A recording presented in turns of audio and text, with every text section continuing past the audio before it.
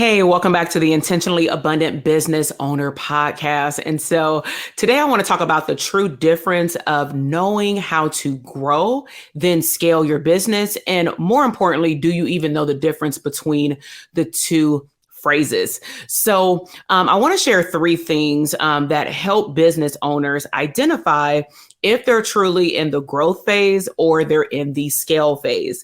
And I'm sharing this because in my community of mental health providers, healers, and service providers that I serve as a coach, as a business coach, I find that these two words are actually used interchangeably. So number one is purpose. When you look at growth, the whole purpose of growing your business is to reach more people and increase your revenue and profitability. So you're selling more products, which also in turn means that you're probably working more hours. Odds are, if you're just starting out and you're growing your business, you also are working by yourself, for yourself, which means that you don't get a lot of time flexibility, which is one of the main reasons why people go into business. Now, on the other hand, when you look at scalability, the purpose is to expand your operations and your reach, which means that you are working less while earning more. Your business continues to thrive and be more profitable. You have processes that are in place, and you've been able to create replicable systems so that you can eventually hire people, right? So I love scalability because that's truly when business owners will see the fruits of their labor, meaning you can take a week, 2 weeks off, a month off of your business.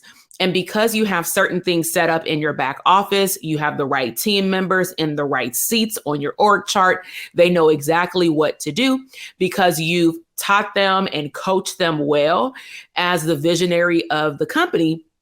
The business will still not just run, but it will also continue to grow while you're gone. Okay. So number two, you want to think about what does it really take to actually grow your business? What does it actually take to scale your business? So one word that comes to mind is focus. You got to be focused in order for both of these things to happen. But you may be wondering, what does that actually look like? Because it's a stepwise aggression. So when you're growing your business, you may tend to focus on optimizing, AKA improving your existing operations, the things that you already have in place. How can I just make sure that they're running, right? That may be your main goal. However, when you're scaling, you tend to push your focus to expanding and replicating those systems that run your business so that you can make sure that you can give them, AKA delegate them to someone on your team. Okay. So this is something that I experienced in 2020. Before then, I had systems in place, but it was for a different business. It was for a group practice. Once I start going all in my coaching business, I spent the first 4 to 5 years really making, I'm not going to say mistakes, but I just had a lot of learning experiences.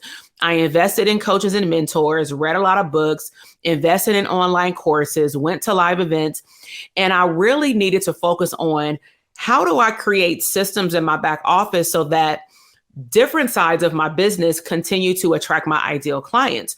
So for coaching, what systems do I need to put in place in order to make sure that my social media is on point? What content should I be putting on YouTube, on my podcast? Do I need to be having live events? What systems are in place for me to be able to do that?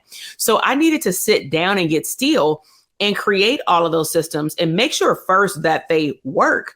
And then I want to be able to fine tune them and optimize them so then I can delegate that to another team member. So that way I can really focus on only operating in my genius zone. So I knew that I was truly scaling my business because in 2020, I increased my revenue by like 438%. And then it continued to increase while my hours decreased over the last 2 years, now going into 2023. So that's how I was able to really see like, wow, like I'm still scaling. Okay. So number 3 is what may actually prevent you from scaling. Let's be all the way real. Okay. Because I believe that anybody can open up a business. They can grow it. It don't take too much to operate a business online these days, right? You don't even need a website. You just need a link tree. You need a social media presence or YouTube presence, and you just drive traffic to your DM. Okay. That's how easy it can be. Not a lot of overhead, but that's not where we want to end if you want a thriving, successful, scalable business. And so, what may prevent you from actually scaling? Risk. Some people are risk averse, meaning I don't want to take risk. I don't want to invest in anything.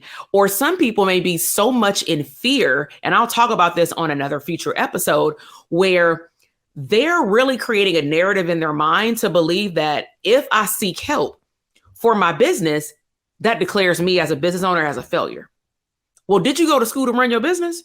Because most of us did not, right? So when you think about risk as it relates to growing your business, it typically involves less risk if we're comparing it to scalability. Now, why is that? Well, for one, you're only relying on yourself. So if you make a mistake, you're the only one that has to deal with it, right?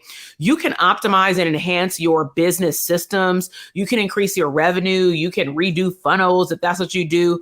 You can update and enhance your operations, but you're the only one in it. Right? You may have one, maybe two staff, but you're still working a lot of the time.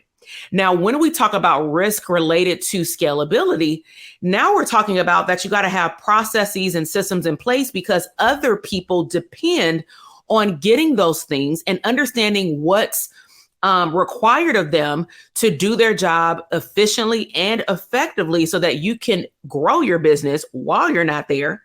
Right? And if those things aren't in place, they can't do their job. So some people as business owners may choose to what's called micromanage because you want to watch over everything. Well, that's not a scalable business.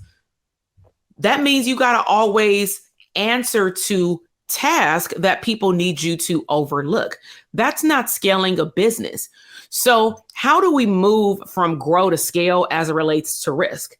Well, one, I'm going to dive deeper in a future episode, but we got to get rid of the false evidence appearing real, FEAR, fear. We have to get rid of limiting beliefs that if we seek out help, that means that we're a failure or I'm just going to take my time and do it myself. Time is money. Wealth is time. Okay. So truly ask yourself for the upcoming year, heck, for the upcoming 30 days, how can I invest in myself? Choose one area that you can invest in to make yourself a better business owner. That can be you listening to a Audible book about time management. That can be you actually clearly implementing the things that you learned in the book. It can be enrolling in a course. Now, make sure that when you invest in something that it's directly correlated with your goals for where you want to be at in your business, at least by the end of this year. Okay. So you may want to hire a coach. You may want to find, I call it your get it crew. You want to hang out with people who are talking the same language and they want similar goals, if not the same goals. Okay. So in summary, I hope that this is giving you a good overview of the differences between grow versus scale and how we should not be using them interchangeably. Now, I do want to meet up with you in person. Okay. So when we talk about scaling, I've up-leveled my reach in terms of going back to my roots and wanting and having a desire to not just serve therapists with certain products or services or live events, but also tap back into my roots and start serving healers and spiritual leaders and coaches. Pretty much if you serve people, if you're a service provider, I want to invite you out to Vegas. So if you head to drtk.com/links, if you can see the Intentionally Abundant Business Conference, it's a VIP mastermind experience. Up to 100 people will be there. It will be really fun at the Palms Hotel in Vegas in October 2023. If you still see it, that means that seats are there and you got to claim one. So what will we be covering? That is a scalable mastermind conference.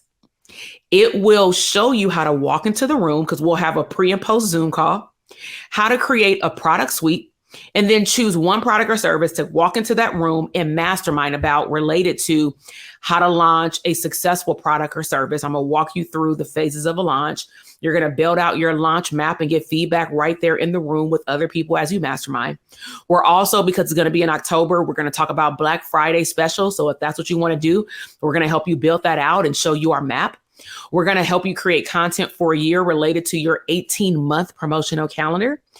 And you may be asking, well, do you have a course that I can take before then? I do. But the course will not be enough if you want hands-on. Let me make sure that even what I've created from January to the end of September, let me get some hands-on feedback so that I can make sure that when I do it again, or if I do it for the first time, that it is successful. So it's the being in the room, infusing your energy with like-minded people. Those are the things that is going to help you scale your business, because at the end of the day, you can have as many strategies as you would like. You can go down the YouTube rabbit hole, a podcast rabbit hole, and learn all of these things. But it's not until you get around abundant other business owners to infuse that energy and hold you accountable to get it done. And then you're given a map to go implement it when you leave the conference. And now you got a whole lot of people to talk to when you leave the conference. That feels different than just being online. Nothing wrong with online courses. I offer them. They're phenomenal. But it's something different about going to a live event. So if you want to even see the highlights of what our conference was like last year, it was called TDA, because in 2022, it was only for therapists. And it was about 60 therapists in the room. It was really, really fun. And they had some epic wins, like launching their book, launching products and services, moving over to the digital space. A lot of them became great friends. A lot of them started referring other people to their businesses, AKA collaboration.